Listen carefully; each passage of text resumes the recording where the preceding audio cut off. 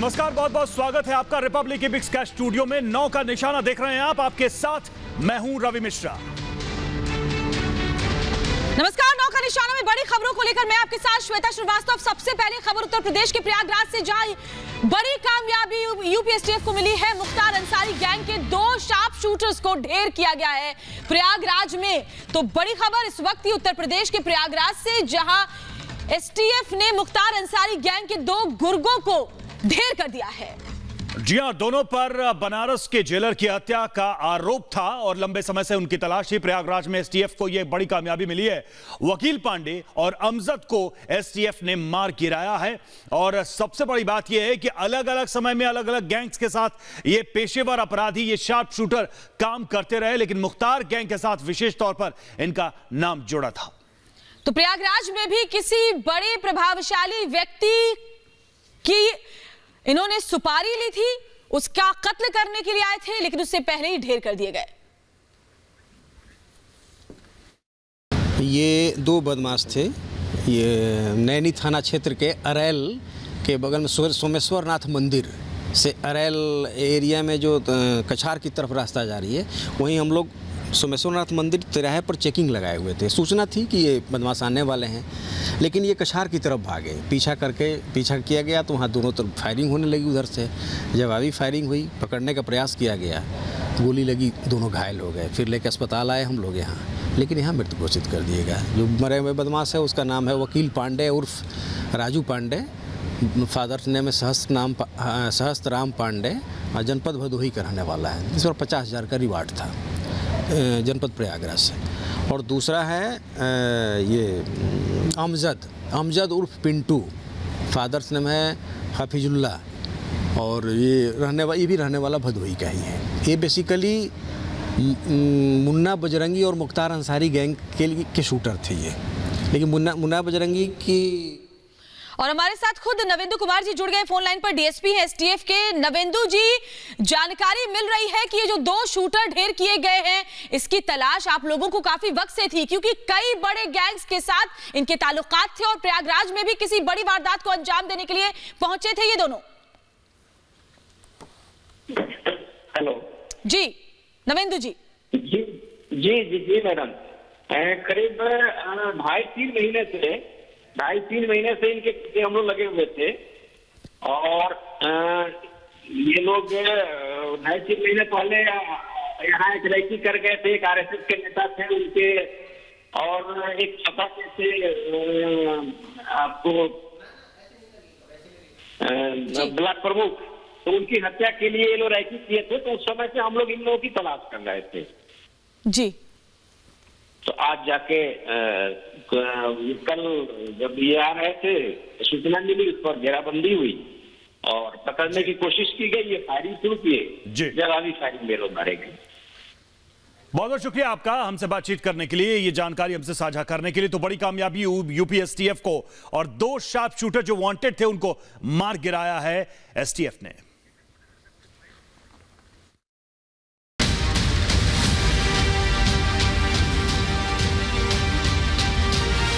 UPSTF की बड़ी कार्रवाई, मुख्तार गैंग के बदमाशों की आई शामत। डिप्टी जेलर अनिल त्यागी की हत्या का आरोपी ढेर। प्रयागराज में यूपीएसटीएफ को बड़ी सफलता मिली है। डिप्टी जेलर अनिल त्यागी की हत्या के आरोपी बदमाशों को पुलिस ने ढेर कर दिया है। वकील पांडे पर 50,000 का इनाम था। ये दोनों शूटर मुन्ना बजरंगी और मुख्तार अंसारी गैंग के थे। सूचना थी कि ये बदमाश आने वाले हैं, लेकिन ये कछार की तरफ भागे। पीछा किया गया तो वहाँ दोनों तरफ फायरिंग होने लगी। उधर से जवाबी फायरिंग हुई, पकड़ने का प्रयास किया गया, गोली लगी, दोनों घायल हो गए। फिर लेकर अस्पताल आए हम लोग यहाँ, लेकिन यहाँ मृत घोषित कर दिए गए। मुन्ना बजरंगी और मुख्तार अंसारी गैंग के शूटर थे ये।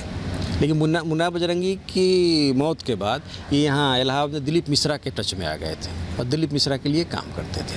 विधायक विजय मिश्रा ने इन दोनों बदमाशों से जान का खतरा बताते हुए गृह मंत्रालय को भी चिट्ठी लिखी थी, जिसके बाद से ही पुलिस को इन दोनों बदमाशों की तलाश थी।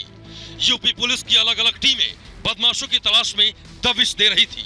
एसटीएफ और शूटर के बीच मुठभेड़ में वकील पांडे और अमजद ढेर। दोनों मुन्ना बजरंगी मुख्तार अंसारी के शूटर डिप्टी जेलर अनिल त्यागी की हत्या का आरोप। 2013 में हुई थी अनिल त्यागी की हत्या। वकील पांडे पर था 50,000 का इनाम।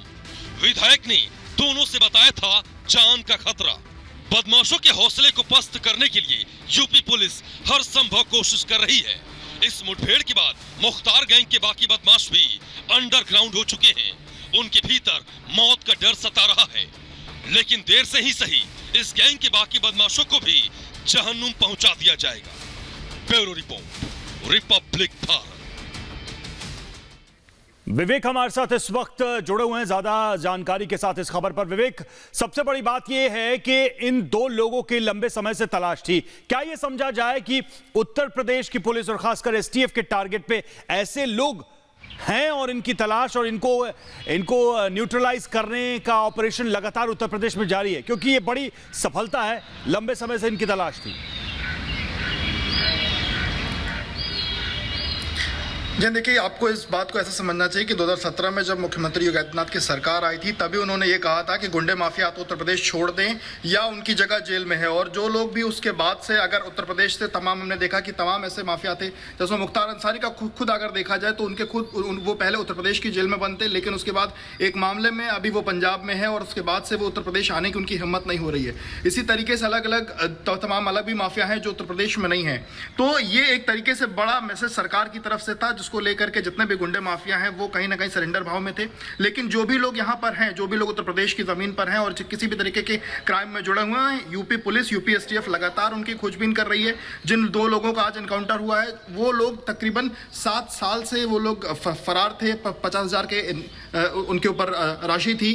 तो ये सभी लोगों को लगातार यूपी एसटीएफ और यूपी पुलिस की टीम खोज रही थी। लेकिन पिछले 2-3 महीने के पहले ये बात हुई थी कि प्रयागराज में वो लोग वहां रेकी करने के लिए पहुंचे थे, लेकिन उस दौरान यूपी पुलिस, यूपी एसटीएफ को सफलता नहीं मिल पाई थी।